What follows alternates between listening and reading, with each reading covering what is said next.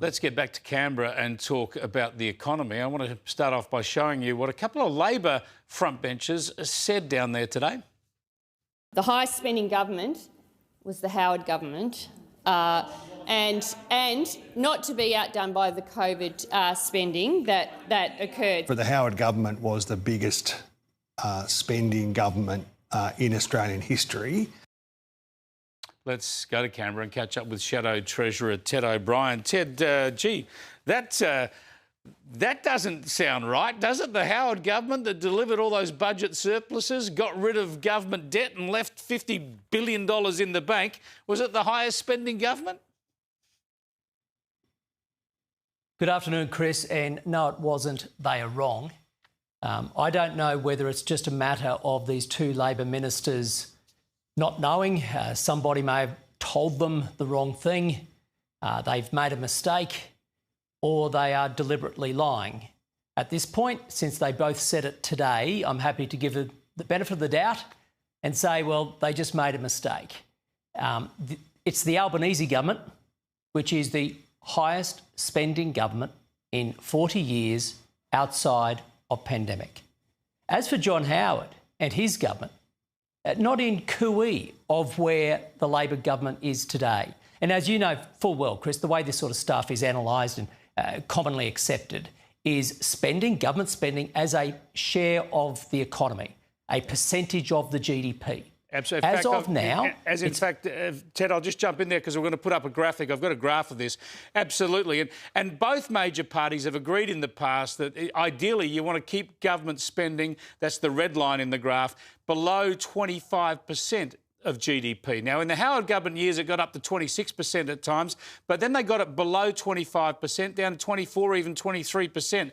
Which was fantastic. It went up very high during the pandemic there. As you see, everyone understands why that had to be done.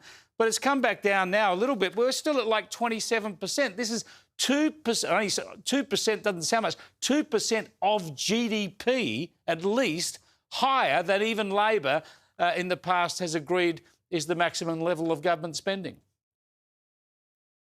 This is just it. And I think, Chris, it is because Labor is under pressure now, because they are spending, it's out of control, and all the major economists are calling them out because the more they pour money into the economy cannot supply all the goods and services that people are demanding, so prices are going up. Government pours money in, prices go up, inflation goes up, interest rates go up. They're being called out because the interest rate rise yesterday was a direct consequence of Labor's spending. And now, I think in panic, Labor ministers are either making things up deliberately, telling untruths, or, I don't know, somebody's advising them incorrectly and they are misspeaking, if we're to give them the benefit of the doubt. Well, I mean, Blind Freddie can see they're wrong, and everybody in this country knows we've never seen government spending like this before. Whether you were supported or not, you know, with the NDIS and all these new programs rolling out, subsidies for this, that and the other, government spending is running out of control. Or if you're a lefty, you say government spending is wonderfully better than ever before, but you can't deny it's happening. It's ridiculous to do so. Ted O'Brien, as the Deputy Liberal leader, are you involved in the negotiations with the Nationals to try to repair the coalition? Chris, I have been involved in a couple of conversations, and what I can tell you is they have been constructive, very cordial, and both Susan Lee and David Littleproud have gotten on very well as we try to work out if there is a pathway forward. I don't want to preempt where it might lead. Can it happen soon? Other than to say they have been constructive. Well, I mean, if we are to come back together, the sooner the better, there's no doubt.